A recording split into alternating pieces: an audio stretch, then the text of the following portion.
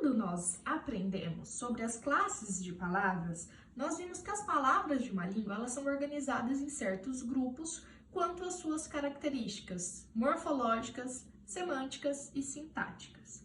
Mas o que é isso? Por exemplo, a classe de palavras dos substantivos. De acordo com a morfologia, que é uma área da linguística, os substantivos possuem flexão de número, ou seja, podem ser substantivos no singular ou no plural, e de gênero. Podem ser palavras femininas ou masculinas. Já quanto à semântica, que é o estudo dos significados, os substantivos são palavras que designam os seres do mundo. Então, pode designar, ou seja, dar nome aos objetos, às pessoas, aos lugares. É a classe de palavras que dá nome às coisas, de acordo com a semântica. Tá bom, e de acordo com a sintaxe? De acordo com a sintaxe, os substantivos podem exercer uma função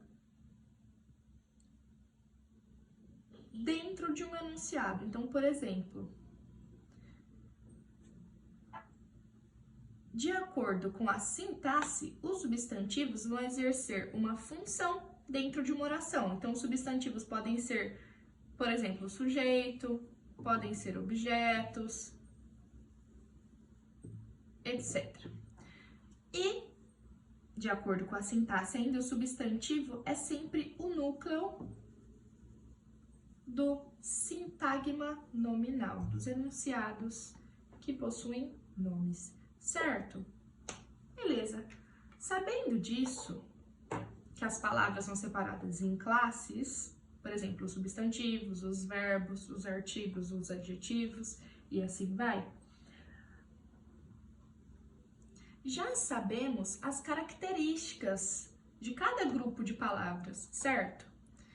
Depois, então, de saber a classificação, a classe dessas palavras, nós vamos fazer uma análise mais profunda. Nós vamos pegar as palavras de um enunciado para analisar a função que uma palavra tem sobre a outra naquele enunciado.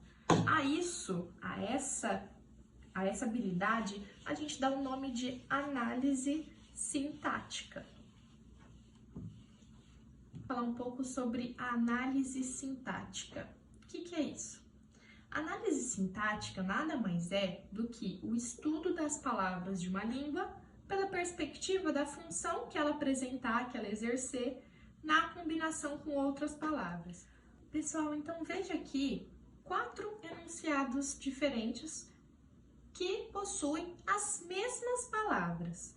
Então, por exemplo, menina e flores são substantivos, certo? De acordo com a classe de palavras.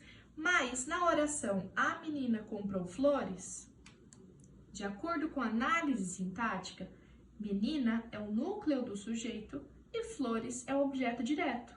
Então, mesmo que seja um substantivo, e numa oração, cada substantivo pode ter uma função sintática, certo? Então, menina, que é um substantivo, aqui tem função de núcleo do sujeito. Flores, que é substantivo, teve função de objeto direto. Ok, e veja como a ordem das palavras ela influencia na função que essa palavra vai ter num enunciado. E olha como isso também afeta o sentido da frase. A menina comprou flores. Flores a menina comprou. Comprou flores a menina. Comprou menina a flores. Olha como esse enunciado aqui não é possível na língua portuguesa. Comprou menina a flores. Ele não faz sentido, certo? Na língua portuguesa, o artigo nunca vai vir depois do substantivo a que ele se refere. Essa sequência de palavras não chega a formar o enunciado, porque a gente não pode considerar esse enunciado aqui como enunciado válido para a língua.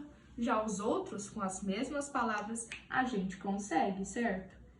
Essa combinação entre as palavras faz com que essas palavras tenham uma relação sintática, uma relação entre a ordem em que elas estão. E essa relação a gente vai analisar na análise sintática, na análise da função dessas palavras. A sintaxe, que é quem estuda essa área da função das palavras, ela determina as possibilidades de associação das palavras da língua para formar enunciados. Então, a sintaxe prevê esse enunciado, prevê esse enunciado e prevê esse enunciado. Mas esse aqui, ela prevê como inválido. Isso aqui não pode existir. Porque não faz sentido na língua portuguesa termos um enunciado assim. Isso aqui não é uma estrutura que se combina em uma sentença, em uma oração. Isso não é considerado uma oração. Certo? Então, já sabemos o que é sintaxe, o que é análise sintática e relembramos também o que é uma classe de palavras, certo? Vamos aprofundar, então, um pouquinho mais as relações entre as palavras. Fazer a análise sintática é analisar os enunciados de uma língua e é, portanto, explicitar quais são as estruturas que são permitidas naquela língua, quais são as relações e as funções dos termos em cada enunciado, certo? Bom, existem 3 tipos de enunciados da língua: a frase, a oração e o período. A frase é um enunciado de sentido completo, com início e fim marcados pela entonação, se for na fala, ou pela pontuação na escrita. E existem 4 tipos de frases. Existem as frases interrogativas, as exclamativas, as declarativas e as imperativas, certo? Um exemplo de uma frase é a frase "que bonito, hein?". É um enunciado de sentido completo, ele tem início e ele tem fim marcado pela pontuação, certo? É um exemplo aí de frase. Vamos então para oração. Uma oração é um enunciado que possui verbo obrigatoriamente e, na maioria dos casos, ela também apresenta outros termos, sejam eles essenciais, integrantes ou acessórios. Então, um exemplo de oração. Pai, abre a porta. Veja que aqui temos um verbo. Portanto, já consideramos esse enunciado como sendo uma oração. Pai, a e porta são outros termos desta oração. Vamos agora ver o período. Já período é um enunciado de sentido completo, constituído de uma ou mais orações, com início e fim marcados pela entonação, quando é na fala, ou pela pontuação, quando é na escrita.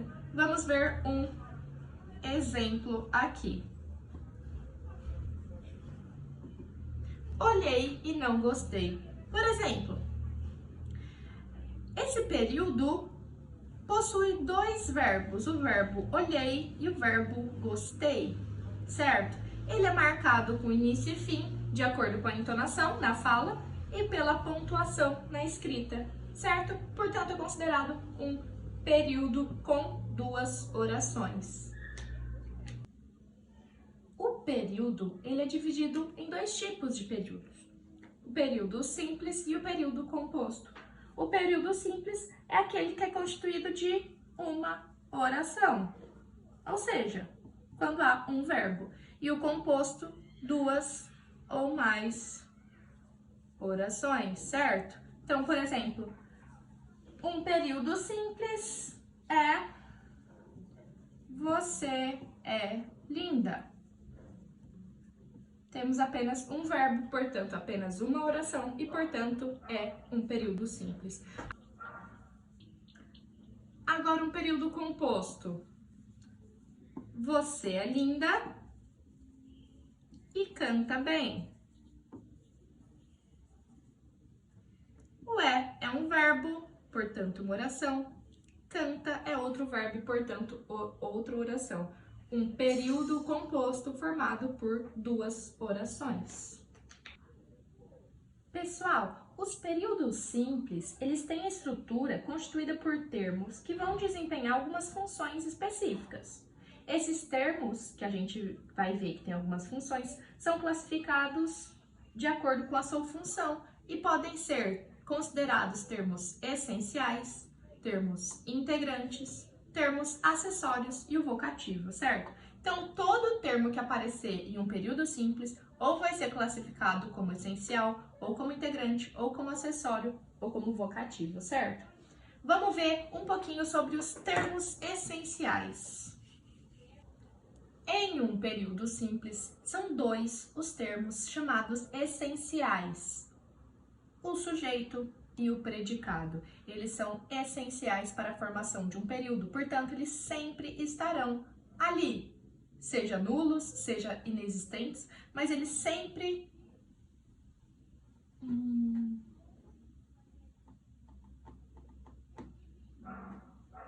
Pessoal, os termos essenciais de um período simples, eles podem ser dois: o sujeito e o predicado. Então, na maioria das vezes, haverá um sujeito e um predicado.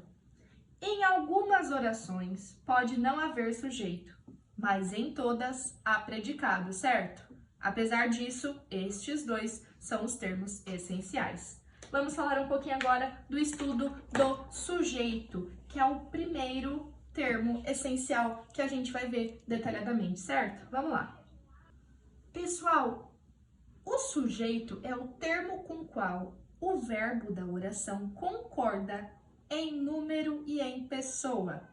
Por exemplo, se o verbo da oração está conjugado no singular, o sujeito precisa estar no singular.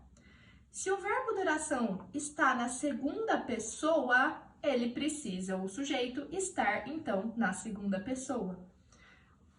Bom, essa definição é a mais assertiva quanto ao sujeito, mas, na maioria das vezes, e não sempre, o sujeito corresponde ao agente da ação expressa pelo verbo. Na maioria das vezes, então, é sim possível de dizer que o sujeito é quem faz a ação do verbo, mas não é sempre. Muito cuidado com essa definição, tá? É muito mais assertivo pensarmos que o sujeito é um termo que precisa concordar com o verbo em número e pessoa, certo? A gente vai olhar agora os tipos de sujeito, que são vários.